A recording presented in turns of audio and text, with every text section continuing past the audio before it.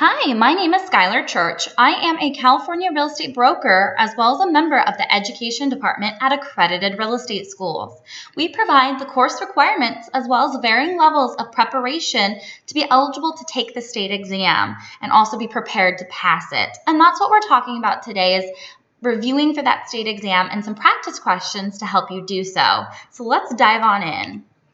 1. The following is real property. A harvested crop of wheat. B, a bearing wall in a single-family dwelling. C, a built-in refrigerator in a mobile home which is not attached to a foundation. D, a trade fixture attached in such a way that can be removed without damage. Okay, so just from reading this, we think that you should automatically assume that there is one best answer just by knowing the material. But let's break down each of the answer options to make sure we understand them and you don't just automatically assume. So we're looking for what is considered real property. A, we have a harvested crop of wheat. Well, we know if a crop of wheat is attached to the root system, it's real property.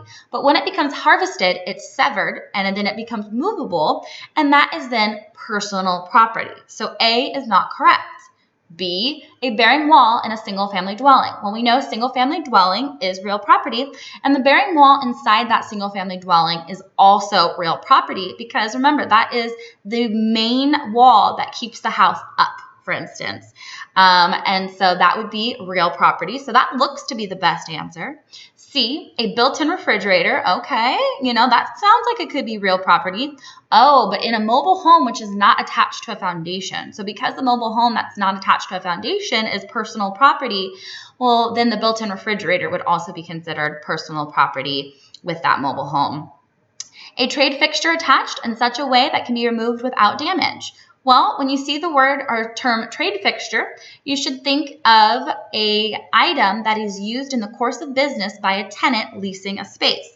And so it could be attached to the wall, and in this case it is, and it can be removed without damage. That really doesn't matter too much in regards to trade fixture, because trade fixture is usually personal property, and especially in this case. So the best answer is B, a bearing wall in a single-family dwelling. And here's an example of it. So here is an exterior look of it. We have a load-bearing wall right here. We have a ceiling joist. So remember, joists can be in the ceiling or in the floor. And then we have the slab, concrete slab, as well as the footings. So this is a really great depiction of important terms you should know for the state exam. And then question number 2. Fee simple estate refers to A, the greatest interest a person can own in land. B, an easy way to transfer title. C, a common way to hold title. D, an expensive way to transfer title. Well, when we think of fee simple estates, we should be automatically assuming under freehold estates that fee simple can be classified under absolute or defeasible. But fee simple itself is the greatest interest a person can own in land. So that looks to be the best answer. Fee simple estates really have nothing to do with transferring title. We usually use deeds to transfer title. A common way to hold title. No, fee simple estate doesn't actually refer to vesting. For instance, vesting deals with if it's held in severalty, community property, joint tenancy, tenancy in common, etc. An expensive way to transfer title. We don't really care about transferring title and how much it costs. Thus, the best answer is A. The greatest interest a person can own in land. That refers to fee simple estate. And I want to go over a little bit of a diagram regarding this because fee simple estates fall under freehold estates. And what's the difference between a freehold and a leasehold estate? Well, both forms are estates in land, but freehold estates, those are gives you the highest form of ownership, and it's considered real property. Whereas if you have a leasehold estate, it's just a possessory interest and personal property. So let's break down freehold versus leasehold estates. So we talked about fee simple already, and fee simple falls under a freehold estate. And there are 2 types, fee simple absolute and fee simple defeasible. So fee simple absolute is the highest form of ownership. The owner has the entire bundle of ownership rights without any restrictions. So this is the best form of ownership, fee simple absolute. Fee simple does have the greatest interest someone can own in land, but fee simple absolute is the absolute best. Messy, absolute there. But fee simple defeasible is also a great type of ownership, but there is a downside to it because title to the property can be defeated. So you do have the bundle of ownership rights, but you do have restrictions. So the title to the property can be defeated if you breach those restrictions. So that's important to know about. And then we have something called a life estate. And under life estate, there are two different types. We have an estate in reversion and an estate in remainder. So this basically allows you to enjoy a property for either your life or the life of someone else. For example, let's say Aunt Alice gives cousin Charlie the property. A property, and she says it's going to be for the length of your life, Charlie. Now, if Charlie passes away, then the estate will either revert back to Aunt Alice, just depending on how Aunt Alice specified it. But let's say Aunt Alice isn't around anymore. Well, then she may have an estate in remainder where it'll actually go to a remainder person.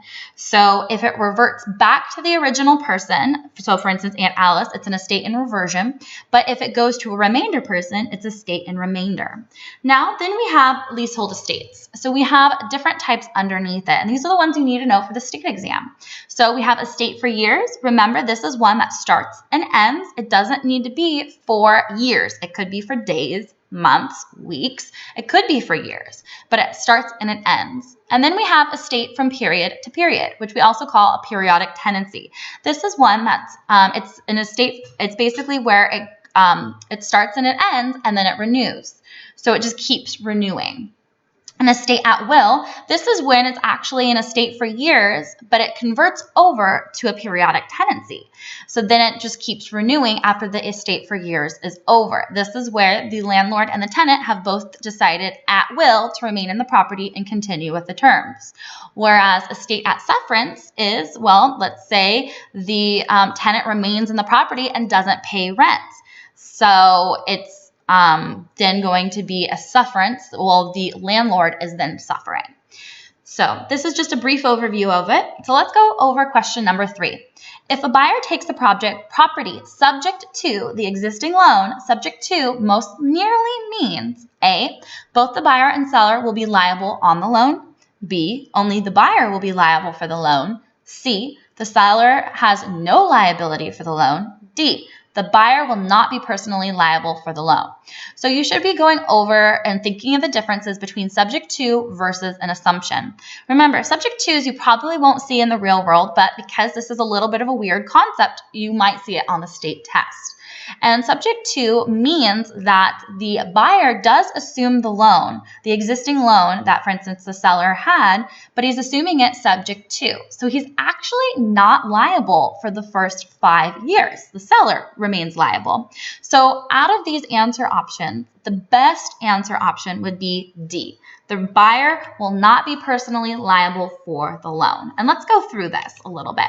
So remember, an assumption is where the seller assigns all the rights, obligations, and responsibilities of the loan to the buyer. The seller is then relieved of all responsibilities for repayment of the loan. The buyer is basically stepping into the seller's shoes. Whereas if it's a subject to, the lender does not approve of the assumption, so the seller will remain primarily liable for repayment of the loan for 5 years after the subject to assumption date. So the seller stays liable for the 5 years, and the buyer is not liable because the lender is not approving of this assumption. So this is a subject to. Now, these were happened a lot in the 80s, especially with FHA loans. They don't really happen anymore because lenders have something called a due on sale clause, but you do need to know about it for state exam purposes, the differences between assumption versus subject to. Question number 4, a deed. A, must be recorded to be delivered. B, does not have to be recorded to transfer title. C, must be delivered to be recorded. D, must be recorded if it will be used to transfer personal property. Okay, so talking about deeds, what this question's looking for is, does a deed need to be recorded? Does it need to be delivered? What do we know about this? So a trick is to look at the answer, the question, and try to kind of formulate your answer option prior to reading through the answers or dissecting them. So that way you have an idea of what you're looking for. So when we know about a deed, it does not need to be recorded to be valid. A deed, though, must be delivered. So the best answer out of all of these answer options is B. Does not have to be recorded to transfer title. If it is recorded, though, that does presume delivery. So let's kind of break this down a little bit. A deed has no effect unless it is delivered. The delivery must evidence the intention of the grantor, so the seller, to pass title immediately to the grantee, the buyer. Delivery of the deed is presumed when it is recorded. And remember, the most important deeds for the California state exam are grant deeds and quitclaim deeds. So you'll want to make sure to review those. But this is just general information regarding any type of deed. 5. The broker, as agent of the seller, owes the buyer A. Only a duty to disclose any item which relates directly to the sales price of the property. B. The same fiduciary obligations he owes to the seller. C. Only the duty to answer questions honestly. D. The duty of honest and fair dealing. So what we're talking about here is the broker, as agent of the seller, owes the buyer. Well, you should be looking at the agency relationship diagram. Well, the agent of the seller has a fiduciary duty to the seller, but he is not the agent of the buyer.